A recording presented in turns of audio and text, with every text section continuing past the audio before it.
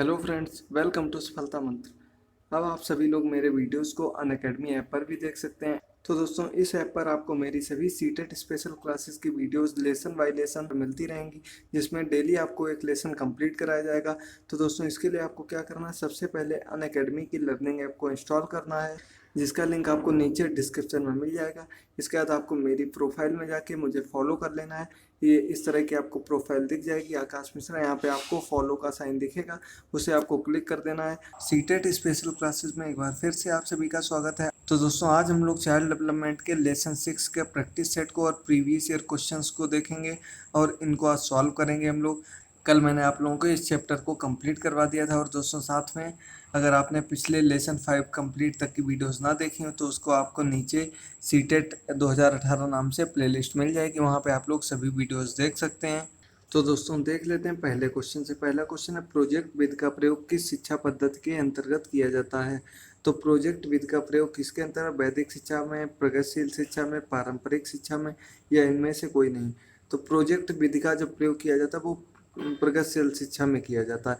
मैंने आपको जब बताया था कि प्रगतिशील शिक्षा के बारे में, तब मैंने उसमें आपको प्रोजेक्ट विधि, समस्या विधि और इसका क्रियाकलाप विधि, इनका प्रयोग बताया था कि इनका प्रयोग मेनली जो है वो प्रगतिशील शिक्षा के अंतर्गत किया जाता है। और ये क्वेश्चन सीटेट के एग्जाम में आ चुका है, इंपॉर्टेंट क्वेश्चन है। तो इसका आंसर है सेकेंड नंबर। और दोस्तों, आप लोग अपने आंसर मिलाते रहिए और पहले अपने आंसर चेक कर लीजिएगा, फिर मेरे आंसर से मैच करके देखिएगा। अगर आपका आंसर सही हो, और जितने भी आंसर सही हो कमेंट बॉक्स में ज़रूर बता दीजिएगा कि आपके कितने ऑप्शन सही हुए हैं, कितने नहीं हुए हैं। इसके बाद बढ़ते हैं सेकंड नंबर क्वेश्चन पर। प्रगतिशील शिक्षा के अंतर्गत शिक्षा में किन दो तत्वों को विशेष महत्वपूर्ण माना जाता है। तो किसे, रुचि व प्रयास को, रुचि व व्यक्तिगत भिन्नता को, आवश्यकता व अभिप्रेरणा को, या उपरोक्त में से कोई नहीं। तो इसका जो है वो फर्स्ट ऑप्शन सही है, रुचि व प्रयास को। तो सबसे ज़्यादा महत्वपूर्ण और सबसे ज़्यादा महत्व जिसे दिया जाता है वो है रुचि व प्रयास। ये प्रगतिशील शिक्षा के प्रमुख तत्व माने जाते हैं। इसके बाद बढ़ते हैं थर्ड नंबर क्वेश्चन पर। जॉन डीवी द्वारा समर्थित लैब विद्यालय के उदाहरण हैं। लैब विद्यालय का उदाहरण क्या है, सामान्य विद्यालय, पब्लिक विद्यालय, प्रगतिशील विद्यालय और फैक्ट्री विद्यालय। तो लैब विद्यालय का उदाहरण जो है प्रगतिशील विद्यालय के अंतर्गत आते हैं।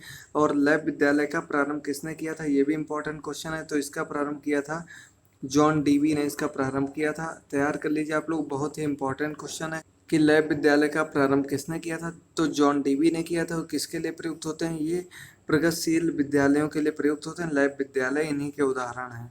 इसका फोर्थ नंबर क्वेश्चन है, प्राथमिक स्तर पर एक शिक्षक में निम्न में से किसे सबसे महत्वपूर्ण विशेषता मानना चाहिए। तो पढ़ाने की उत्सुकता को, अतिमानक भाषा में पढ़ाने की दक्षता, शिक्षण पद्धति में ज्ञान की दक्षता, या धैर्य व दक्षता।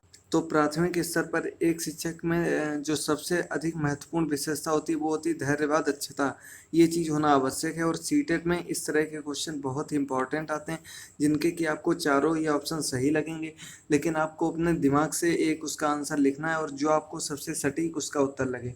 अब इसके बाद 5 नंबर क्वेश्चन पर बढ़ते हैं कि बाल केंद्रित शिक्षा शास्त्र का क्या अर्थ है। बच्चों की पूर्ण रूप से स्वतंत्रता से, या बच्चों को शिक्षा के अनुगमन करने के लिए कहना, या बच्चों की अभिव्यक्ति या उनकी सक्रिय भागीदारी को महत्व देना, या उपरोक्त सभी। तो बाल केंद्रित शिक्षा शास्त्र जो होता है उसका अर्थ होता है, थर्ड ऑप्शन इसका सही हो जाएगा, कि बच्चों की अभिव्यक्ति में उनकी सक्रिय भागीदारी को महत्व देना। थर्ड नंबर इसका सही हो जाएगा। अपने ऑप्शन मिलाते रहिए, आप अपने आंसर चेक करते रहिए। अब इसके बाद बढ़ते हैं, सर्व शिक्षा अभियान की शुरुआत कब हुई। तो ये मैंने आपको पिछली वीडियो में अच्छे से बताया था और आपको बता दिया था कि ये बहुत ही इम्पोर्टेंट है। ये शिक्षा के सार्वभौमिकरण के अंतर्गत पहला टॉपिक था।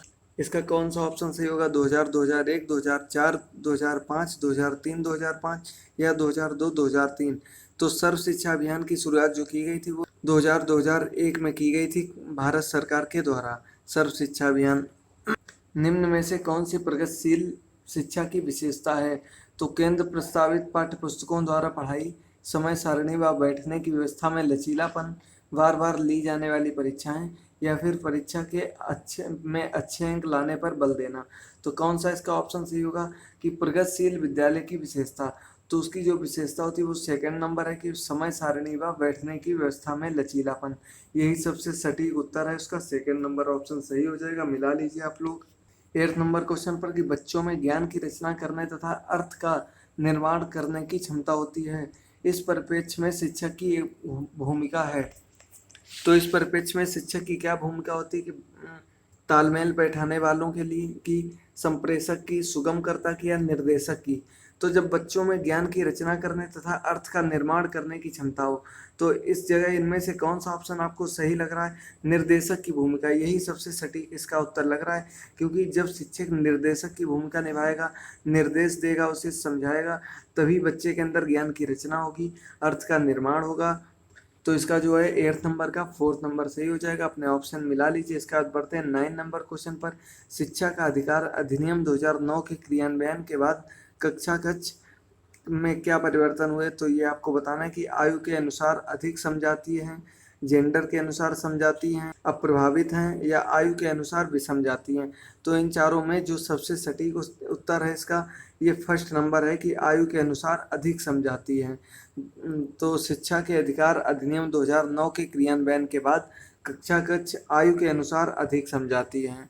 क्योंकि 2009 का जो अधिनियम पारित हुआ था, ये मेनली आयु वर्ग के लिए था। 6 से 14 वर्ष की आयु वर्ग के लिए ये लागू किया गया था। इसके बाद बढ़ते हैं 10 नंबर क्वेश्चन पर। एक बाल केंद्रित कक्षा में बच्चे सामान्यतः सीखते हैं मुख्य रूप से शिक्षक से, समूह में, वैयक्तिक तथा सामूहिक दोनों रूप में, या व्यक्तिगत रूप में। तो इसमें आप वैसे भी आपको पता चल रहा होगा कि इसका थर्ड नंबर ऑप्शन सही हो जाएगा, वैयक्तिक व सामूहिक दोनों रूपों से। चूंकि बाल केंद्रित शिक्षा है तो शिक्षक विशेष रूप से ध्यान देता है, बालकों को केंद्र मानकर सिखाता है, तो वो उससे वैयक्तिक रूप से भी सीख सकता है, सामूहिक रूप से भी सीख सकता है, दोनों तरह से सीख सकता है। अब इसके बाद बढ़ते हैं 11 नंबर क्वेश्चन पर। बाल केंद्रित शिक्षा में किस भारतीय शिक्षाविद की भूमिका सर्वाधिक उल्लेखनीय रही है? तो किसकी? गिजुभाई की, महात्मा गांधी की, अरविंद घोष की, रविन्द्रनाथ टैगोर की।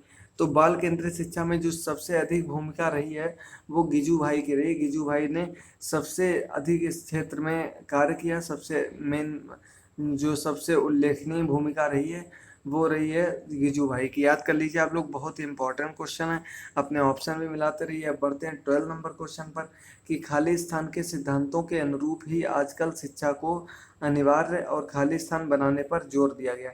तो क्या प्रगतिशीलता या निःशुल्क? इस तरह के ऑप्शन में मैं आपको पहले भी बता चुका हूँ कि सबसे पहले आपको जो करना होता है वो अपने ऑप्शन के अनुसार एक एक करके चेक करते रहिए कि कौन सा सही हो सकता है।